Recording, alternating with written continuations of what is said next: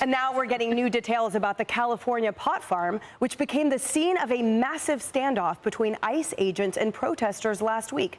Agents managed to apprehend over 360 illegal immigrants at the farm, including 14 underage minors. And now we're learning more about the farm's owner. Glasshouse Farms president and co-founder Graham Farrar has been called a pioneer in growing so-called environmentally friendly cannabis. And he has a history of donating to Democratic candidates and causes, including a hefty $10,000 donation to Gavin Newsom back in 2018. Meanwhile, Democratic California leaders are still working to oppose immigration enforcement however they can. That includes Los Angeles Mayor Karen Bass, who's rolling out a new plan to give cash cards to families allegedly threatened by ICE. But we also are going to have a reinstitution of the Angelino card, something that Mayor Garcetti started during COVID, that will actually provide cash assistance to people.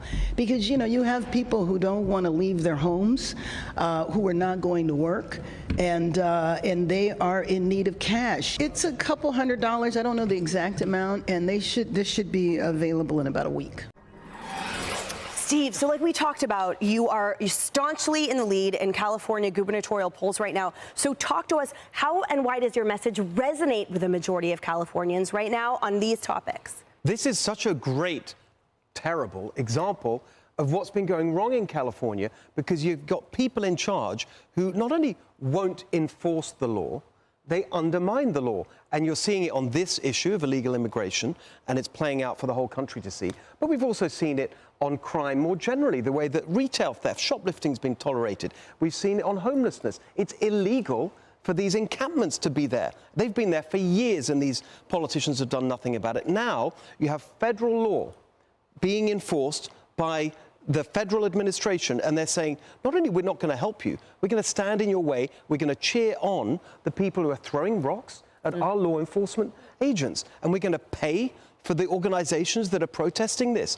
And all of it could be avoided if they would just work with ICE to get these dangerous criminals out of our country. And it's not just federal law that they're breaking when they don't do that, even state law, even the California sanctuary state law has a provision in it that allows for discretion for local law enforcement to work with ICE when you're talking about people who within the last 15 years have been convicted of a long list of crimes. This lawlessness has to stop, and that's what I will do as governor. Quick follow-up for you, Steve, because the current governor, Gavin Newsom, who has enjoyed donations by that pot farm owner before he came out lambasting federal involvement there, you know, his prior comments were sort of clearly moderate. It was, you know, don't come illegally and we're going to deport you, and I'm all for illegal immigration, et cetera. But now it seems that he's gone extremely radical, certainly on recent podcasts. It's a stark contrast. He's clearly running for the national stage. Talk to us about what that impact is on current Californians who need a governor now. Well, it seems that he's really not interested in doing his job as governor of California, because what's he doing? He's going on all these podcasts. He's in South Carolina last week. He's trolling President Trump on social media. I mean, these are the things that actually are far removed from the policy challenges we have in California. We've got the highest rate of poverty in the country. We pay the highest taxes, the highest costs for gas, electricity, water. We had the highest unemployment rate in the whole country for most of last year. Where is the response to any of that? It's non-existent. That's the kind of serious change that we need to see. But instead, you've got Karen Bass just worrying about her own re-election next year for mayor of Los Angeles after the disaster of the wildfires. Gavin Newsom clearly focused on running for president. We need someone who's going to deal with our problems in California. So I'm looking at what you gave me, the California governor statewide polls, sample size 2012 registered voters. This is a big poll. Steve Hilton leading by 19% over Katie Porter. It's tight with her until you factor in those people who can't quite make up their minds, those undecided. You say there's about 30% of the electorate out there that hasn't made up their minds. Then the gap between you and Katie Porter gets greater. You factor in Kamala Harris, Katie Porter falls to third place, and you and Kamala are battling it out. So talk to me. I don't know that those candidates that I'm looking at here are attacking any of the things that we're reporting on. No. I mean, everything that Emily just set up, I don't see it coming from them. No, and the interesting thing is that we've had 15 years now of one-party rule in California, and the results are there. It's the worst results on everything that matters, the highest housing costs. I could go on all hour about everything that's gone wrong, but of course what people want is someone to put things right, a positive change, and I think that's what people are responding to. And what's encouraging, look, it's very early. You know, the election is next June.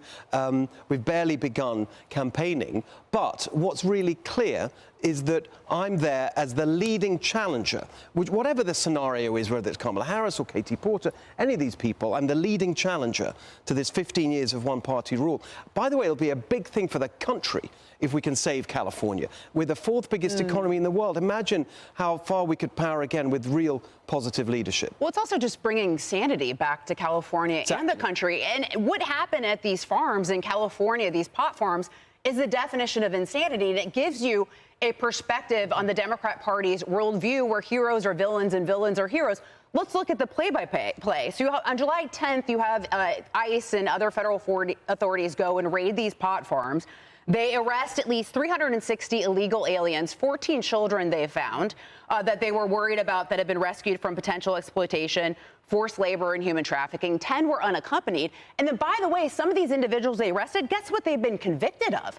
You've got rape, child molestation, kidnapping during the operation, according to DHS. So instead of saying, hey, look, that's really good, right? Let's praise ICE officials for saving these children, rescuing these children. What happened? You had hundreds go in protest, including, attacking federal agents, firing a gun at a federal agent. And then you have a congressman accused of doxing one of the ICE agents as well on top of it. And then, oh, by the way, just to sum it all up, the owner of the pot farm donated to Democrats. Yeah. Does that not tell you everything about today's Democrat Party and what's wrong with this party? And Rosanna, we've seen polls just recently that reflect that the majority of Americans across the board now support illegal immigration deportation in addition to those with criminal records. So the fact that you have these state officials that are refusing to work with ICE officials, that are straight up obstructing the federal government in their execution of these duties that were a mandate by the American people, and you contrast that with the will of the people,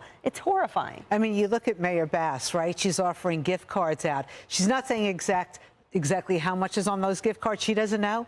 She doesn't know. Wow. Harris, do you think she doesn't know? She knows she's giving out gift cards, but she doesn't know how much is on the gift cards. Another way to keep some of those people, hidden.